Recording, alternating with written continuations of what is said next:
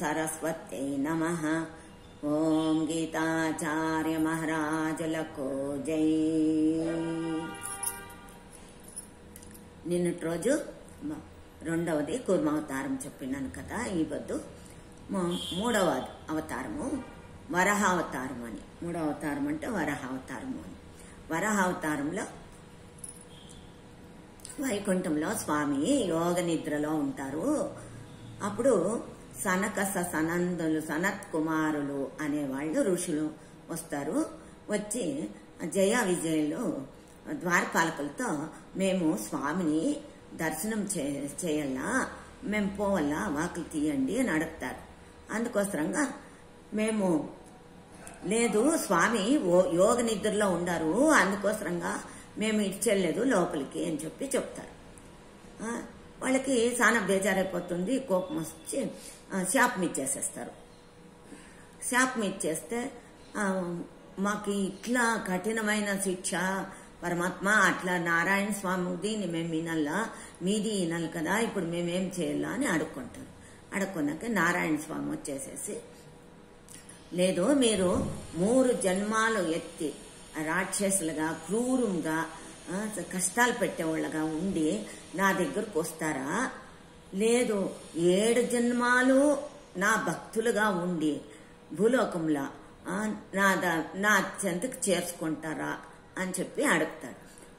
లేదు లేదు లేదు మాకి 7 జన్మాలు మీకు ఎత్తి దూరం ఉండేంత మాకు శక్తి లేదు పరమాత్మ, మేము 3 జన్మాలు మీకు క్రూరములుగా ఉన్నా చింత లేదు, కానీ మేము అట్లే 3 జన్మాలే ఎత్తుతాము క్రూరంగా ఉన్నా కూడా అని చెప్తారు.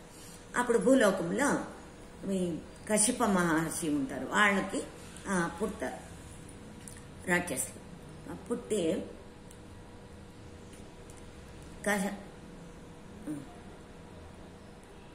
హిరణ్యాక్ష హిరణ్య కశప అని అన్నలదమ్మంలో. ఇప్పుడు హిరణ్యాక్షుని కథ.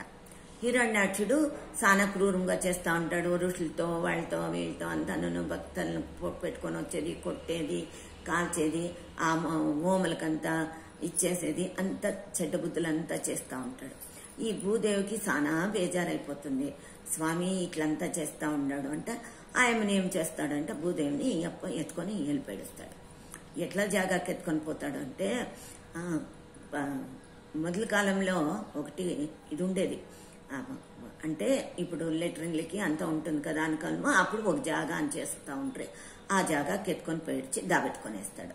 అప్పుడు ఆయమ్మ వేడుకుంటుంది, నారాయణ నన్ను రక్షించు, నువ్వు తప్పితే ఇంకెవరు రక్షించేవాళ్ళు లేదు పరమాత్మ అని చెప్పిచ్చి వేడుకుంటుంది.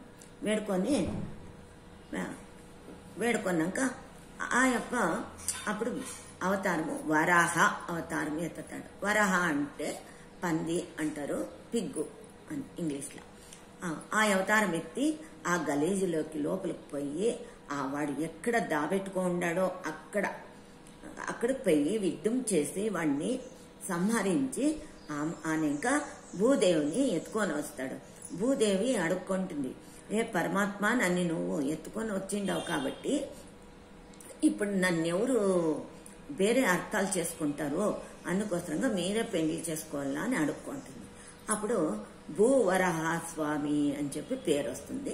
ప్రపంచంలో అంతా కూడాను పూజలు చేసేది అన్ని భూవరహ లక్ష్మి అని చెప్పి ఉంటుంది కదా గుళ్ళు, అట్లంతాను చేసి సుఖంగా ప్రపంచమంతా బాగా సుఖంగా ఉంటుంది. ఈ మూడవ కథ సమాప్తము. సర్వం శ్రీమన్నారాయణార్పణమస్తు. ఓం శాంతి శాంతి శాంతి. శ్రీ గీతాచార్య మహారాజులకు జై.